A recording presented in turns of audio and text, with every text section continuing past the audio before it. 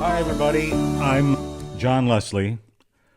My family and friends know me as Jan Kokachek. That's kind of a hard name to remember. So over the years in broadcasting, I used the name John Leslie. Leslie is my middle name. And actually, my first name is Jan, but they made me change it to John because they didn't think Jan was a proper air name for anybody. But anyhow, I have a guest this morning, a guy that I met in 1976, I think. It was somewhere around September of the year. Now, what name are we going to use? Are we going to use J.P. Andrews, or are you John Prigge now?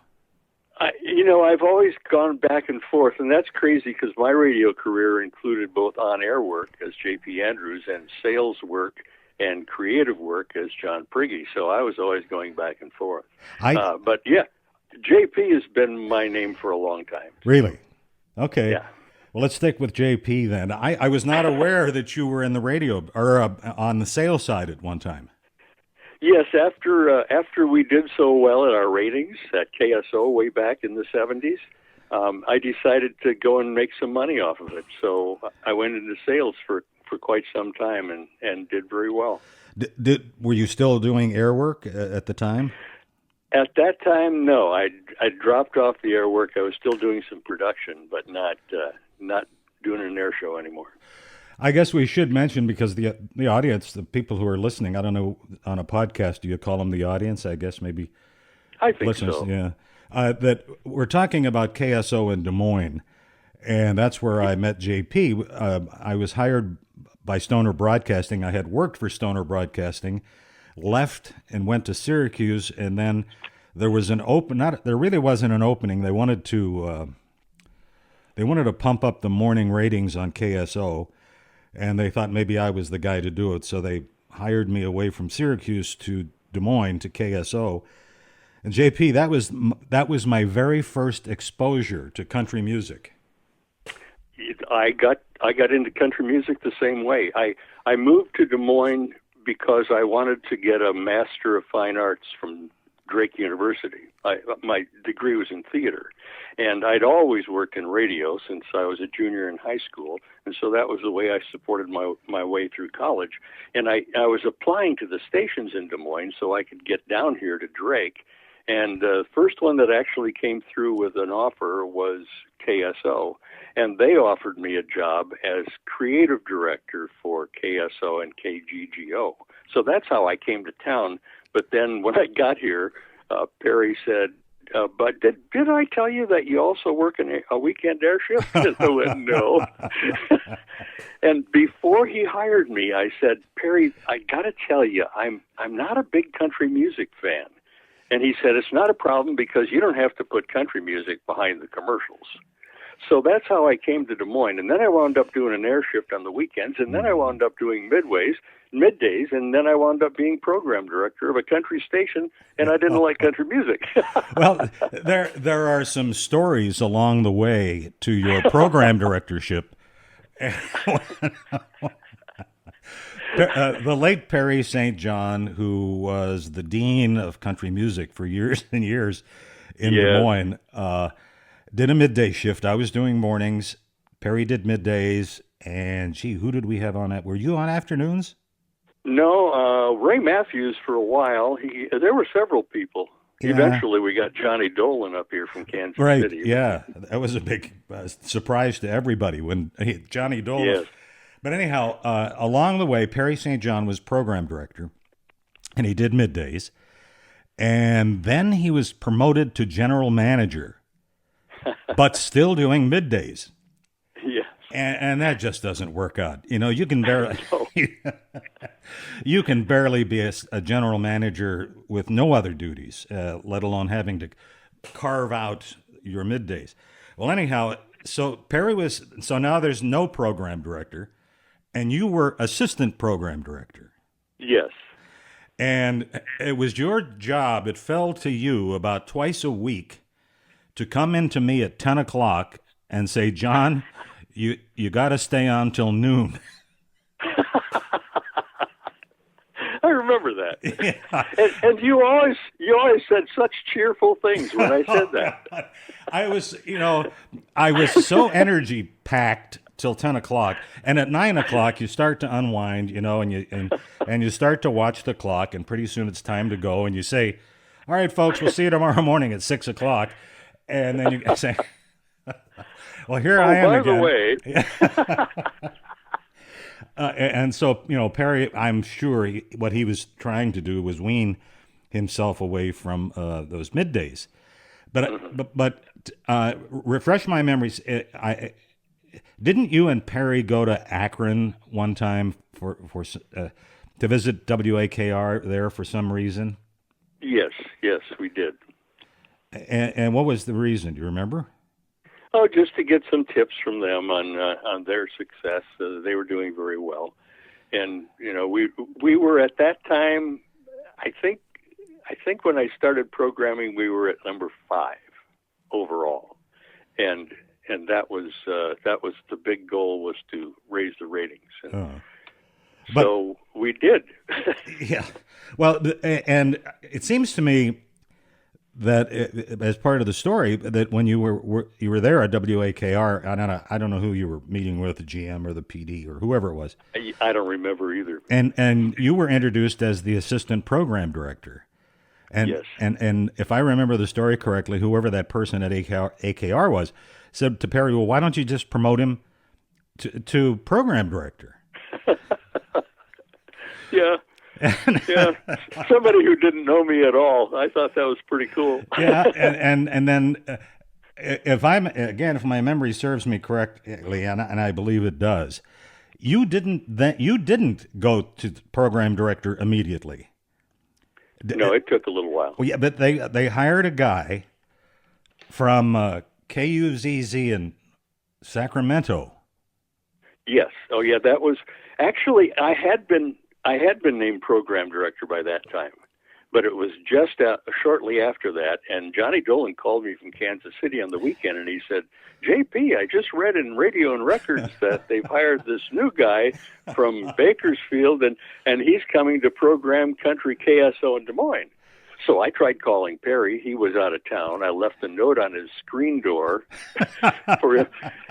And Monday morning, he came walking in, and he says, yes, yeah, well, we did hire him. You got to go with the best people. And I had asked him, what's it going to mean for me? And he said, well, I hope you'll continue doing the middays and your good production work. And I went, okay. And then, as we both remember, he lasted a day when he got to. He talked to everybody, and he left a note on Perry's door at work that said, "I wouldn't change anything JP's doing, so I'm out of here." That was KSO. What an unusual I don't mean unusual in the sense of unusual. I mean, it was unusual the way the air staff bonded, and we had these very talented people that they were not only radio artists, they were recording artists and singing artists. John France, yes. He was the guy who had been doing mornings. Yes. And I replaced John, and I was scared to death because John was going to stay on the staff. He was doing mornings. I came in from Syracuse, and they moved John to middays. Yeah. And I was scared to death that we were going to have this rocky relationship. And it didn't turn out that way. John France is just the nicest guy. Yes. And to be honest, I think he wanted to get off of the morning show. I agree. He worked all night playing in bars, Yeah, and then he'd get up at 4 a.m. to drive in from Perry or wherever he lived, and it was kind of wearing him down. So he saw it as a break, and it's amazing how we all got along. Yeah, we had fun. Well, we also and John France and Southern Comfort. That was his backup band.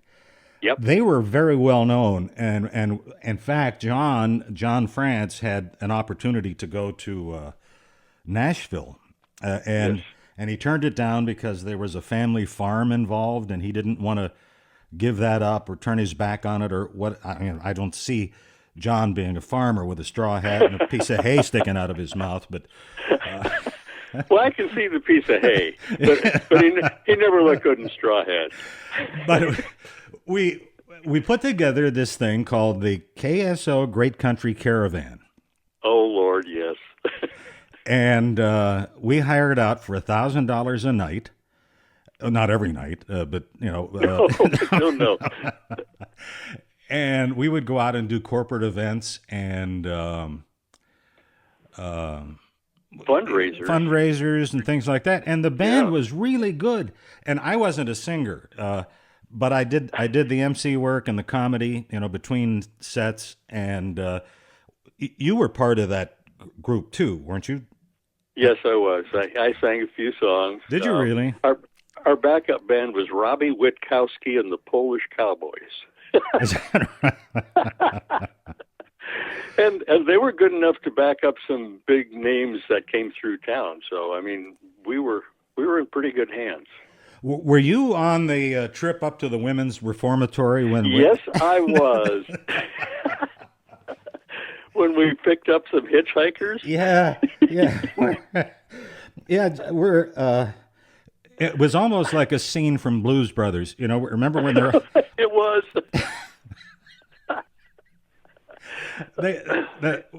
We went up to the women's reformatory, wherever that was in northern Iowa, to do the KSO Great Country Caravan.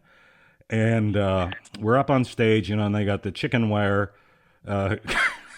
covering the front the stage so the women can't get up on the stage where we were. And so we used to have a bus, chartered bus.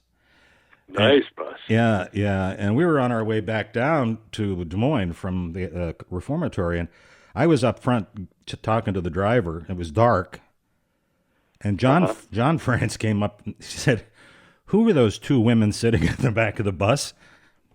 I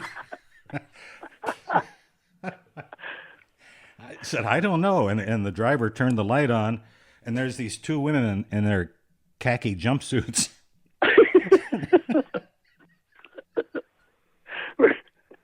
A lot of people wanted to join our act. You know what I'm saying? So we got these two escaped convicts. Oh my! What did we do? We put them off, I guess, and then we came up to a state police roadblock, and we told them where to find them. Yeah, they're up the road there. Well, there was another thing, and KSO was very well known in the music industry, and the recording artists had a great deal of respect for us. Yes. And so as a result of that, a lot of these artists would do performances for us at no charge, and we would do concerts and free concerts for our listeners. And one I remember was outdoors at a park, and then there was another one indoors at a community arena, and it was packed. It was absolutely packed. And what I'm trying to remember about you, JP, is that there was a glitch, and I think it was the outdoor one. There was a glitch, and the next performers were not ready yet. And you went up and got on stage there on mic and did a 10-minute barking performance. Yeah, I didn't start out right away in music. I used to do animal sound effects. And so, big call for that. I just killed time. And that one was actually at Betts Auditorium. That was one of the 16,000 people thing. And those were great shows. They were great shows. In fact, one time, we used to take bus trips to Nashville. Yes. With our listeners. And one time, one of those bus trips was down there, and they're all wearing their KSO name tags, and they're walking down Printer's Alley, and all of a sudden this guy says, "You guys from KSO in Des Moines?" And they went, "Yes." And he says, "I'm T.G. Shepard." And he says, when you get back, you tell J.P. and Perry hi for me. Yeah. And they saved my career. And we did. He was ready to drop to quit entertaining. He was on his last leg, and when he stepped on stage in front of 16,000 people, the adrenaline just went pow. Oh, yeah. And he says, "Yeah, I'm going to keep doing this." If you're just, what do you call it, tuning in to the audience, my name is John Leslie, and we're still wrestling with the name of this program. I was going to call it Talk of Radio, and my business partner, who I respect a great deal, said, no, that's no good. And so, so we still don't know what the name of this program is. Speaking of radio, talking of radio, but it's all about radio, and it's all about the people who are in radio. And my guest today is J.P. Andrews from Des Moines, Iowa. J.P. and I worked together at Great Country KSO back in the late 70s. And it was that show at the, what was the name of the arena? The Veterans Auditorium. Veterans Auditorium. Stonewall Jackson is a name of a guy. He was a pretty big name, not a superstar, but a very well known name in country music back in the golden era of country music. And he was one of those good old boys, you know, and just real slow talking.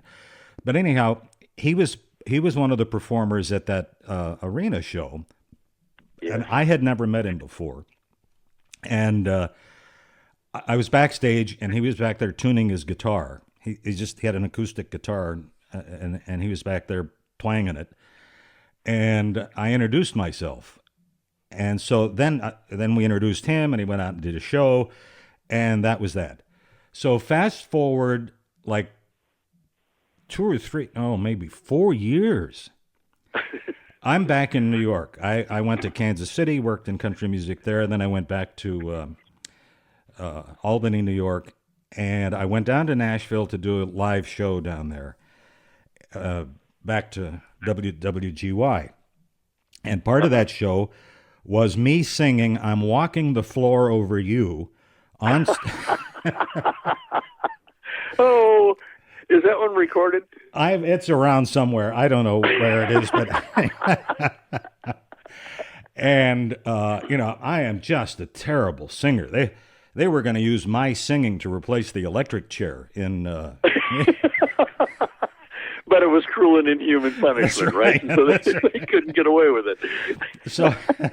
So I am up on stage at the Grand Ole Opry, and it's my turn, right? And I'm getting ready to walk out, and who's over there tuning up his guitar but Stonewall Jackson, who I had not seen nor had any contact with for 5, 6, 7 years. And I walked past him, and he looked up and he says, "How y'all doing, John?" Isn't that something? I wanted to say, how in the hell do you remember? I barely remember you. Yeah, exactly. He had his "Hello, my name is Stonewall Jackson," right? Well, that's one of the things that I loved about country music. I'd been in rock and roll up until that time for years, and the country stars were just real down-to-earth people. I mean, my wife Diana and I went to the state fair and wound up chatting with Dolly Parton and got big hugs from Dolly. Isn't that something? Yeah, we did a show up in Ankeny, Iowa, and we had a motorhome for the green room, and my wife sat down and talked with Reba McEntire for about an hour while other people entertained. It's just, the people were just the kind of people you could sit down and talk to. You came to KSO, excuse me, you came to KSO from Wisconsin. Eau Claire, Wisconsin, yes. Eau Claire, Wisconsin. All right, well, I got to tell you that I stole something from you, and you're not aware of this. But a bit that you did in Eau Claire struck me strongly that once I was back in New York, and Stoner Broadcasting transferred me to WNBF in Binghamton, New York, and I did it every Friday the 13th. I refused to get out of bed. That was something you did in Eau Claire. Yes. Tell our audience what the bid is. What?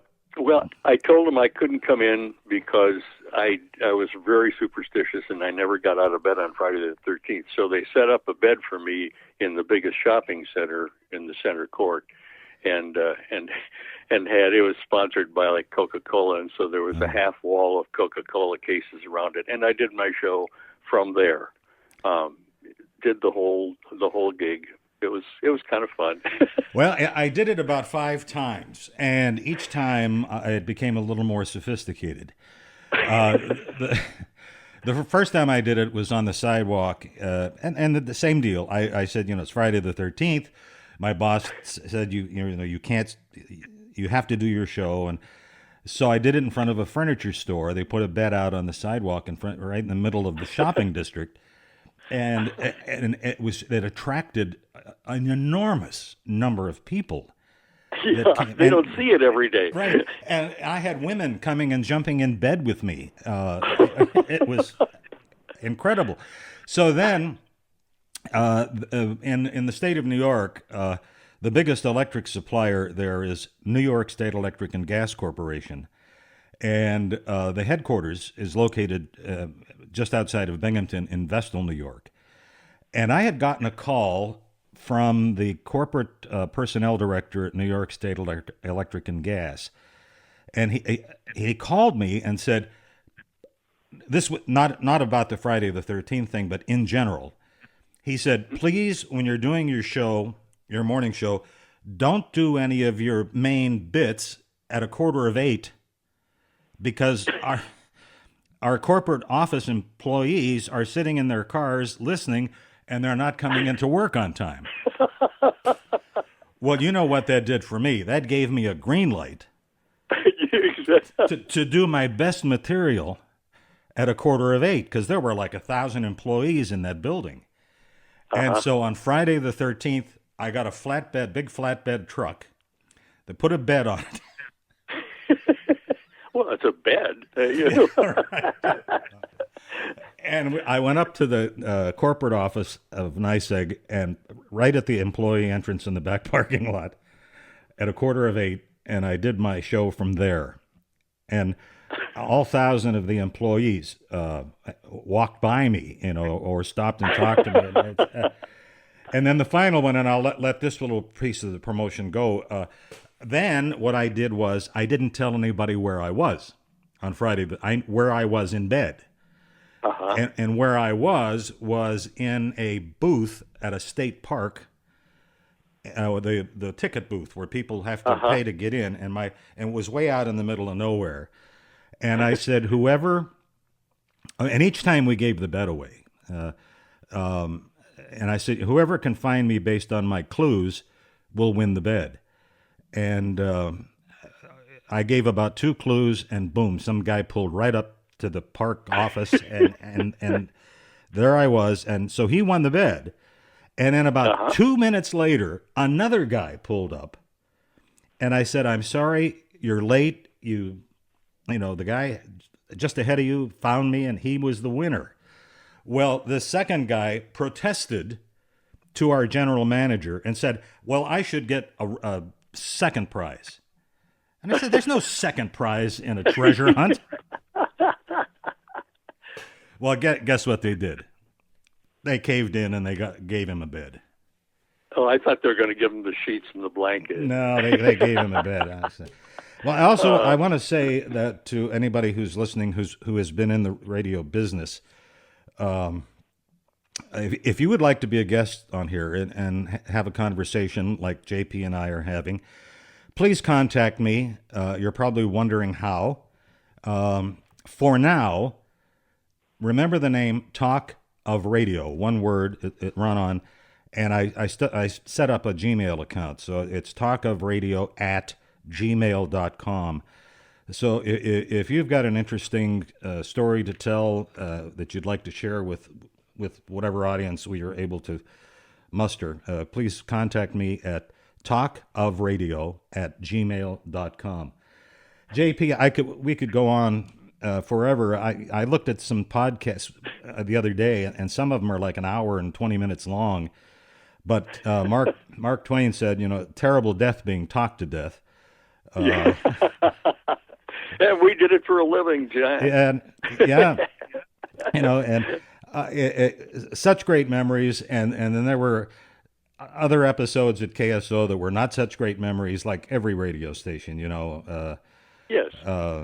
We shared the building with KGGO, they were like in the next studio, and Yep. they were Other side of the wall. they were a rock and roll station, and very successful. And so Yes. we had a lot of little kids, little teenagers running around in there.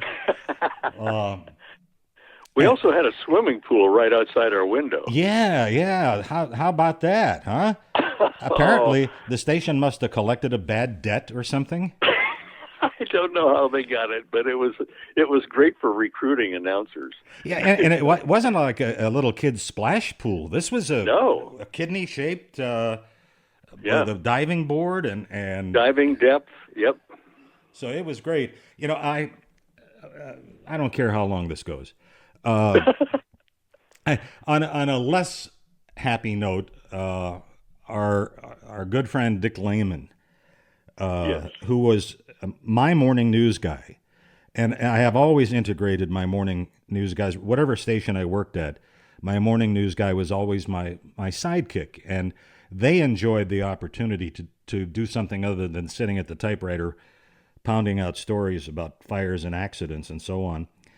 Yes. And Dick Lehman was my guy at KSO, and then I left, and he and his wife came down to Kansas City a couple of times to visit me down there. And it was just a few years ago I learned that Dick had gone on to WHO. Yes. And he died an untimely death of a heart attack, I guess, at a fairly young age. Yeah. Dick, interestingly, I was working at the WHO family at the time when the news director came up and said, "What can you tell me about Dick Lehman?" And I said, "Hire him if you can," and he did. Oh, is that right? And Dick was still Dick. I mean, he was just a wonderful person. And really, though, that staff at KSO, it was fun to work with. Going to work to start your day was not a bad thing. It was like, hey, we're going to go get together and have fun. Well, I got to tell you another story. We could actually break this up into 2 programs, but I'm not going to do that. I was not aware that Des Moines was such a showcase market. I knew very little about Des Moines, and as you know, we were very fortunate, particularly in the morning ratings. They just went right through the roof, and that was what I was brought out there to do, and it was successful. And one of the reasons that I have been successful is because I always had such a great time doing the things that I did. And so when the ratings are so dramatic, like I think we had a 27 share of the audience or something like that in the first book, word gets out from Des Moines to all of the other radio markets, and you become a hot commodity. Yes. And so I got a couple of calls. I got about 10 calls, but one of them was from WIND in Chicago. And they said, the guy's name was Al Mitchell, the program director of WIND in Chicago. And he said, "Do you have any of your tapes?" I said, "Well, I've got just, the skimmer tapes or whatever we had there." And he said, "Tape your show tomorrow and send it to me." And I said, "Okay, I'll do that." I got excited. I mean, who wouldn't get excited, right? Good. So the next morning, I forgot to do it. But there was a reason. There was a huge lumberyard fire in downtown Des Moines. Mm-hmm. And I had spent, at that time, I was in about my 23rd year of being in the volunteer fire service. Yes. And so my whole morning broadcast, I was telling the audience how much water those trucks were using. I was telling them that each truck was pumping 1,500 gallons a minute, and that equals so many thousands of gallons, tens of thousands of gallons. And I was telling my audience about what kind of trucks were being used, because this was a huge fire. It was a big deal. Yeah. And so I spent my whole morning doing that, and then I realized that I had forgotten to tape it. So I got off the air, at 10 o'clock, or was that noon? I don't remember. I got off at 10 o'clock, and the receptionist said, "You've got a call on hold." And I picked up the phone, and it was Al Mitchell from WIND in Chicago. He said, "I'm in Des Moines. I decided not to wait for your tape. I flew in last night, and I listened to you this morning." He said, "I have never heard a radio program that interesting." Yep. And I said, "How lucky am I?" You know? Exactly. Well, it turns out that Al Mitchell got canned.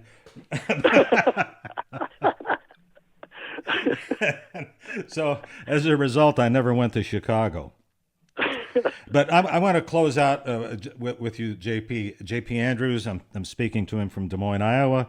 We worked together at KSO in Des Moines back in when KSO was probably one of the more significant country music stations in the United States, and I mean that sincerely. I have to tell you that I heard from somebody at CMA that we were the first country station to be number one in their market in the United States. Really? Yep. I've never been able to verify that, but I figured they must have seen it someplace in order to tell me about it. Well, there's a piece of my air checks floating around on the internet somewhere. I listened to it. It was recorded back when I was getting ready to go down to Texas to buy shrimp.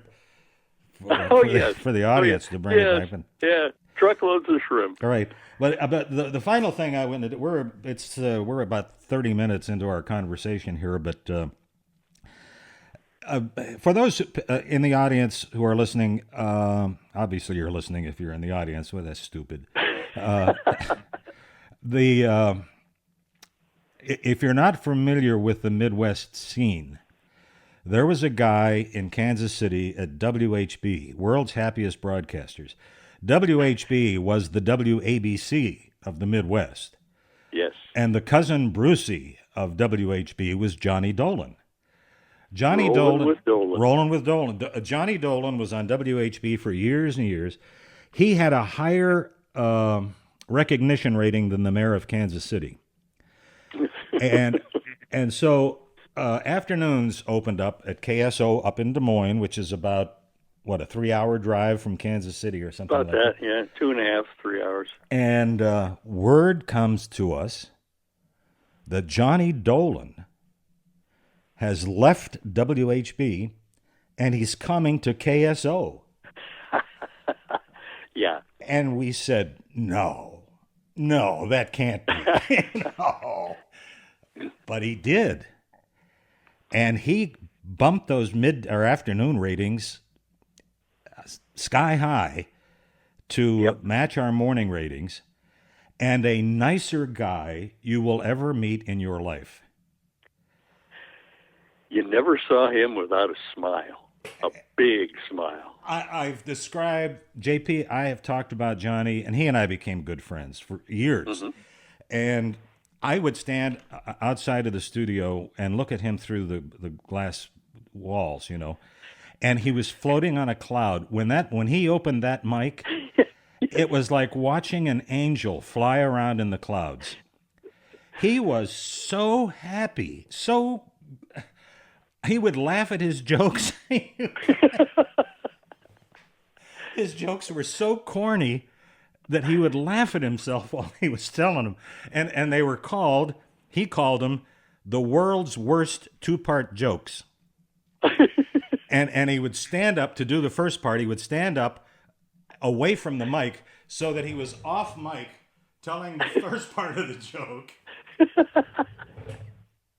And then he would sit back down at the mic and do the punchline. And that's when he would start to cackle because they were so bad. Oh, yes. But anyhow, the conclusion to that story is that, sometimes the business is cruel. We had a morning guy, me, who had some really good ratings, and we had an afternoon guy who was known all over the Midwest who had some really good ratings. Yeah. The general manager, Glenn Bell, Perry St. John, and all of the salespeople were on a cruise in the Caribbean, and Johnny and I both quit the same day. Yes. And the only person who was available was the CEO of the company. Boogie. No, he was gone. Boogie, he was oh, on the that's cruise. right. We went That's to Tom right. Stoner, Yeah, the that's owner, right. and I remember Tom saying, "Oh, well, don't do anything until they get back, okay?" And I said, "Well, I'm sorry, the deed is done. We've already bought a house in Kansas City."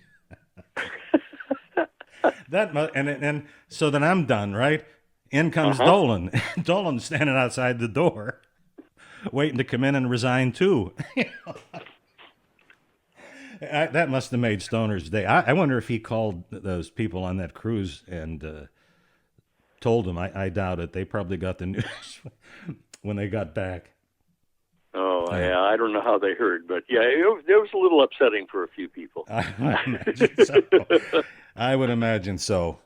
JP, obviously the way this is, whenever I start one of these, I say to myself, boy, I hope we got enough to talk about. And it always turns out that there's not enough time to cover all of this stuff. And I certainly hope that the people who are listening enjoy these kinds of conversations. I know I've listened in the past to radio people being interviewed, and I cling to everything that they're saying, and it gives me an opportunity to say, I know what he's talking about. I did that,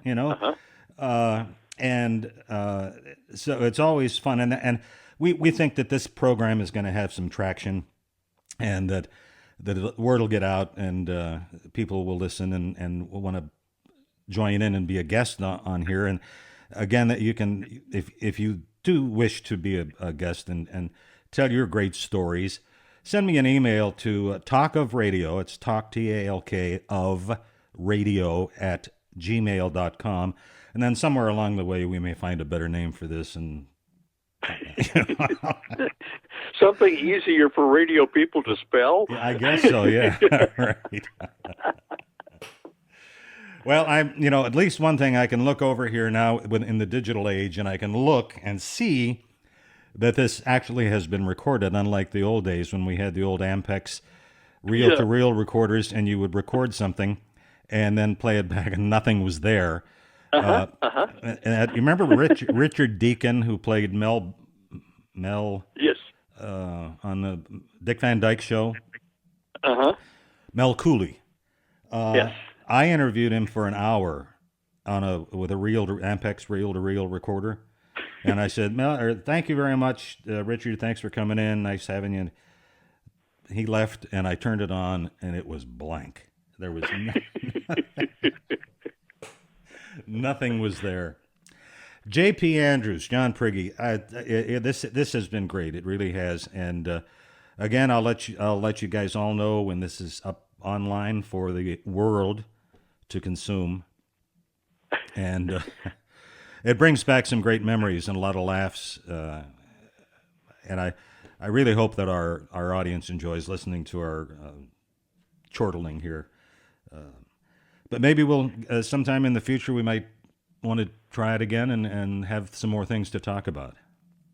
Well, it has been a while since we started. Yeah, right. I've aged greatly, but yeah, that would be fun, John. Well, I'm glad you did. I'm not glad that you didn't do any barking. I'm glad that there was no need. Oh, that's hard. That's so hard on the meters. J.P. Andrews, thank you very much for being with us. It was my pleasure having you here. And thanks for having me, John.